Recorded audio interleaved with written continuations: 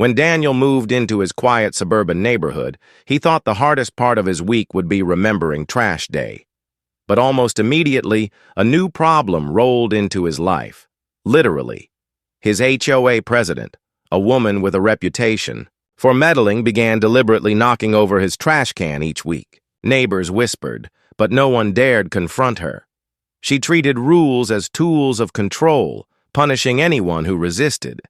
Daniel tried ignoring it, then addressing it politely, but she only grew bolder. What she didn't expect was that Daniel was patient, resourceful, and more than ready to turn her petty power play into the downfall she never saw coming.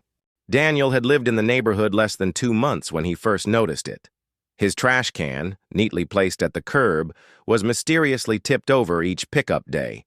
At first, he assumed it was a mistake, maybe a rushed garbage truck or windy weather. But one morning, while sipping coffee on his porch, he saw it with his own eyes. Karen, the HOA president, steering her SUV too close to his trash can and deliberately nudging it over before driving off without a glance. Daniel was stunned.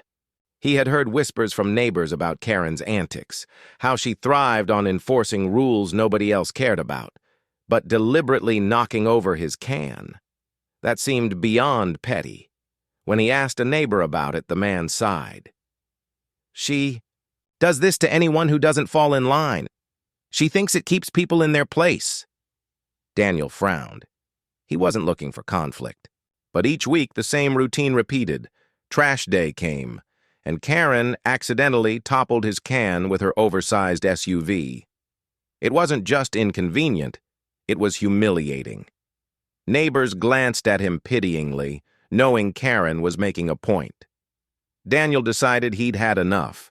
Something had to change. The next week, Daniel stood outside, waiting. Sure enough, Karen's SUV rolled down the street, shiny and imposing. She slowed as she approached his driveway, her eyes flicking toward the trash can like it was her weekly target. Daniel stepped forward and waved. "Morning, Karen. Do you mind giving my trash can some space today?" Her window rolled down, and she gave a tight smile that didn't reach her eyes. "Oh, Daniel, you've placed it too close to the curb. It's a safety hazard. I'm simply ensuring compliance." Daniel blinked. "By knocking it over?" She shrugged. Better a can on its side than blocking emergency access.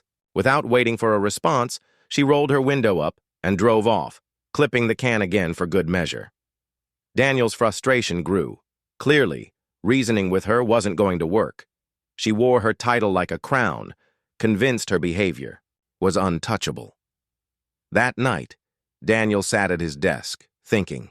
He could file complaints, but who would enforce them? The HOA was her kingdom. What he needed wasn't more words, it was action. A quiet, undeniable solution that would force Karen to stop. Over the next few weeks, Karen escalated her campaign. If his trash can wasn't near the curb, she sent him warning letters. If it was, she'd accidentally tip it over again. Daniel even tried setting up a small camera to catch her in. The act. When Karen noticed it, she smirked and waved at it, almost proud of her behavior. Neighbors started avoiding Daniel in conversations, worried Karen would target them too if they showed sympathy. It became clear. She thrived on control and intimidation. One evening, Daniel overheard her laughing at a community gathering. "New guy thinks he can outsmart me with a camera. He doesn't know who runs this neighborhood." The others chuckled. Nervously, but Daniel noticed their unease. Karen wasn't just petty. She was feared, but Karen underestimated him. She saw him as quiet, maybe too passive to fight back.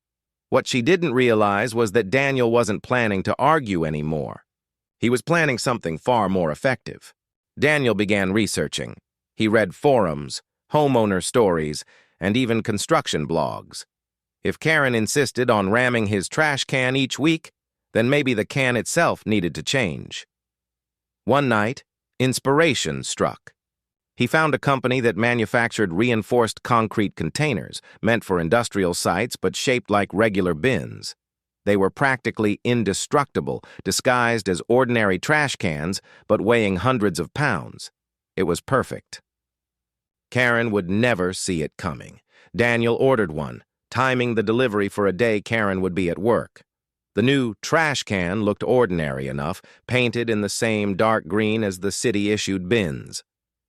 But when he tried nudging it, even with all his strength, it barely shifted an inch. He placed it carefully at the curb the following week, heart pounding. This wasn't just about stopping Karen, it was about reclaiming his dignity. He didn't have to confront her directly anymore. The trash can itself would do the talking. Trash day arrived. Daniel brewed his coffee and sat on his porch, watching. The morning sun painted the neighborhood gold, birds chirped, and then came the familiar growl of Karen's SUV.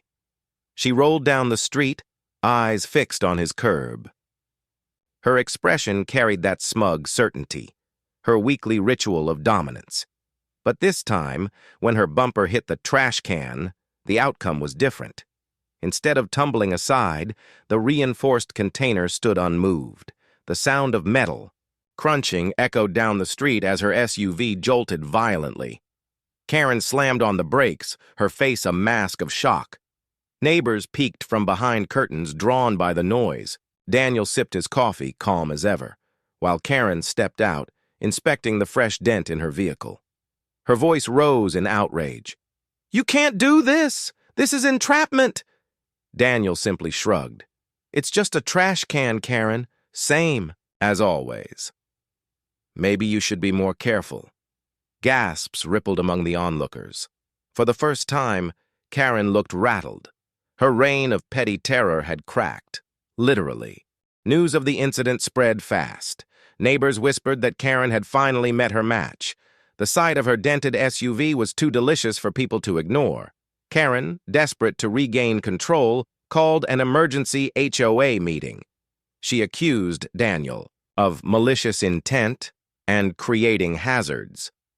But when Daniel calmly presented photos of her deliberately ramming his can in previous weeks, the board's faces fell. Worse still, Daniel had quietly pulled county records and discovered something far bigger. Karen had been embezzling HOA funds, covering it with fake maintenance invoices. His research, combined with her reckless behavior, painted a damning picture. The board was stunned. Instead of punishing Daniel, they turned their attention to Karen. Questions flew, accusations mounted. Within days, Karen faced not only HOA removal but also an investigation into the missing funds. Her once commanding voice now trembled under scrutiny. The woman who had mocked Daniel for being powerless was unraveling in front of everyone. Weeks later, Karen's SUV sat in her driveway, dented and silent, a symbol of her downfall. She had been forced to resign from the HOA, and the embezzlement charges loomed heavily over her. Neighbors who once avoided Daniel now approached him. With quiet gratitude, relieved someone had stood up to her. Daniel received a settlement for damages and harassment, enough to cover his legal fees and then some. But more than the money, he gained something far more valuable: peace. One quiet morning, he placed his indestructible trash can by the curb again, not as a trap this time, but as a reminder. Karen's petty war had collapsed under its own weight. As he sat on his porch, sipping coffee, Daniel finally smiled. For once, trash day was just trash day. No battles, no drama, just calm. The neighborhood felt lighter, freer. Karen had thought she was unstoppable. Instead, she had been toppled by the very thing she mocked: a simple trash can standing tall.